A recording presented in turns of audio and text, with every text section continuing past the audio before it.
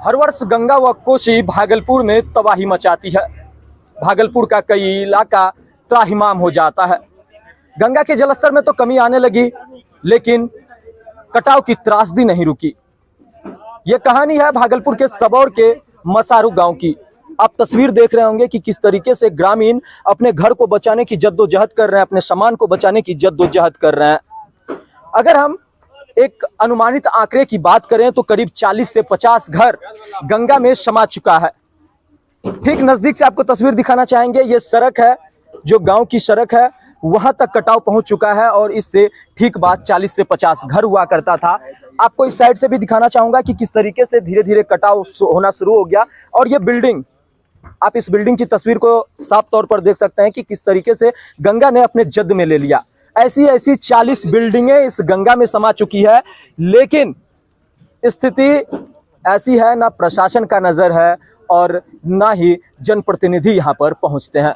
हमारे साथ ग्रामीण है, ग्रामीण से भी बात करेंगे लगभग कितना घर और कितने की लागत लगी होगी। कितना घर अभी तक गंगा में समा चुका होगा? लगभग 50 से 60 घर। अच्छा, कितना कीमत होगा लगभग इसका? एक घर का मैक्सिमम क्या है, 5 लाख से क्या कम होगा अभी इतना। तो लगभग कितना का नुकसान हुआ होगा लोगों को? तो वही जो जोड़ लीजिए, लगभग तो 5 गुना ऐसे कर दीजिए तो 2 करोड़ 3 करोड़ का तो ऐसे चला चुका है। और अब 2-3 करोड़ का जो है ना घर टूट चुका है। बगली का जितना है आदमी, जितना 60 घर गया, 60 घर अभी जो है ना प्लान कर चुका है, उसका घर में वो रह भी नहीं सकता है। उसका भी समझ लीजिए कि समाया ही हुआ है। ये स्थिति क्यों उत्पन्न हुई? ये नदी जो है, नदी उधर था पहले, नदी वो काटते काटते आ गया अगर बीच में ही पहले इसको बचाव करता। और जैसे कि वहां पर से ठोकर दिला रहा था इंग्लिश के पास से, वहां से अगर जहाँ आगे बढ़ा देता, 200 मीटर आगे बढ़ा देता, तो आज ये गांव को झेलना नहीं पड़ता। ये चीज ना तो इंजीनियर को दिखा, ना तो प्रशासन को दिखा, और ना ही तो किसी नेता लीडर को दिखा। अब कहाँ रहिएगा? अब देखिए, जिसको जहाँ होगा, जैसे भी होगा, कहीं जगह होगा, किसी को जगह है, किसी को नहीं जगह है। हम तो इतना कहेंगे कि अगर किसी को जगह नहीं तो उसको जगह देने की कोशिश करें, ठीक है, उसको देने का कोशिश करें। उसको कहीं पर अभी तो वो अपना गुजारा करेगा, कम से कम पन्नी कम्मा गात करके, जो भी हो, बांस कोड़ा जो भी हो रखा है उससे गांत करके वो रहेगा। कम से कम अभी उसको जगह चाहिए। रात में कैसे गुजारा करते हैं? रात में डर नहीं लगता? रात में तो रात भर जगे रहते हैं। क्यों? धड़कन बढ़ा हुआ है कि नजदीक में गंगा है। और ये जो है, हम लोगों ने 22-23 में ही सांसद महोदय को इस स्थिति का जो है हम लोगों ने परिचय करा दिए थे, इससे अवगत करा दिए थे। और सांसद महोदय शासन दिए थे कि छठ के बाद काम शुरू हो जाएगा, लेकिन ना तो शुरू हुआ और ना कुछ हुआ। ये स्थिति जो है ना, ये पहले से सब लोग जानते हैं। जिला तक बोला कि रिंग बांध होगा, वो भी नहीं हुआ।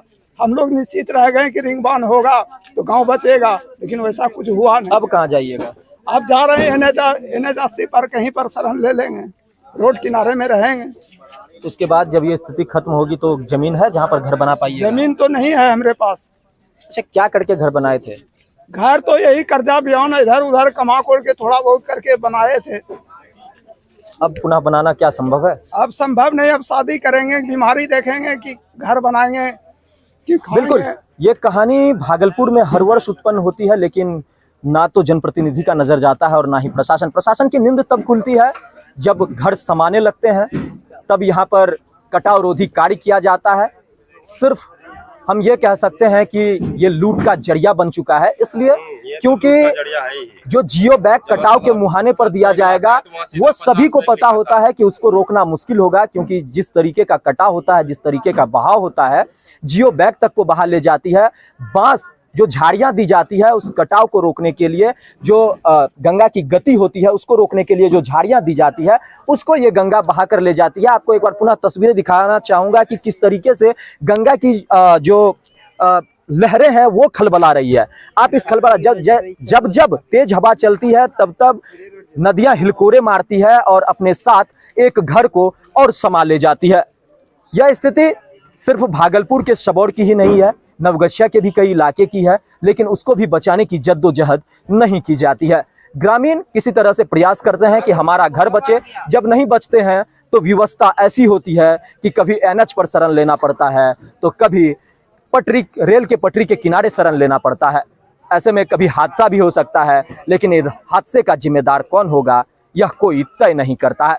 अब देखना यह होगा कि क्या लोगों की जो उम्मीदें हैं कि एक बार यह गंगा की जलस्तर में जब कमी आएगी तो कटाव रोधी कार्य होगा और मसारू का कुछ घर बचा पाएंगे, क्या वो कामयाब होता है या पुनः अगले वर्ष इसी तरीके से कटाव के दंश को ये लोग झेलते हैं। भागलपुर से लोकल 18 के लिए सत्यम कुमार।